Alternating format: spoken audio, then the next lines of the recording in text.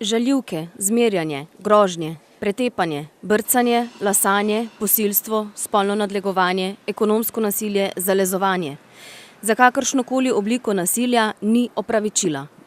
Kar v 95% so moški nasilni do žensk in to moški, ki ženske dobro poznajo.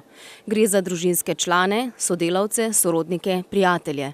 Žrtev se zaradi tesnih osebnih vezi s povzročiteljem težko odloči, da bo nasilni odnos zapustila. Običajno se to nasilje stopnjuje in potem prihaja do tega, da je strah tisti, ki je osnova nekega odnosa.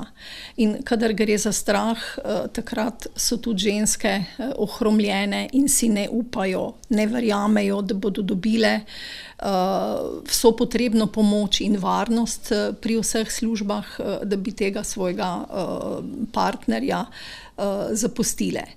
Skrb za življenje vnaprej, skrb za izboljšanje neke materialne situacije, bojijo se vzeti otrokom očeta, bojijo se, da otrok ne bo imel stikov. Skratka, veliko je strahov, veliko je nečesa, kar ne poznajo in zaradi tega se zelo, zelo težko odločajo za to, da izstopajo iz tega nasilnega kroga oziroma se za to odločijo po tem, ko ne vidijo več nobenega izhoda. In kam se lahko obrnemo po pomoč?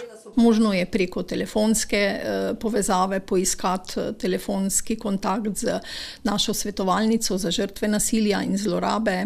Potem je možno poklicati številko Varne hiše v Mariboru, tudi kriznega centra za žrtve nasilja, kamor je možen umik vsak dan, ne glede na čas dneva, je pa v prvi vrsti najučinkovitejša in tista pomoč, ki pride s strani policije, ker policija ima to možnost, da takoj zagotovi, varno okolje, varno območje za žrtev, mi pa vstopimo po intervenciji policije in potem žrtvi pomagamo naprej. Agencija Evropske unije za temeljne pravice je v letu 2012 izvedla v vseh državah članicah anketno raziskovanje o nasilju nad ženskami, v katerem je bilo anketiranih 42.000 žensk, v Sloveniji 1500.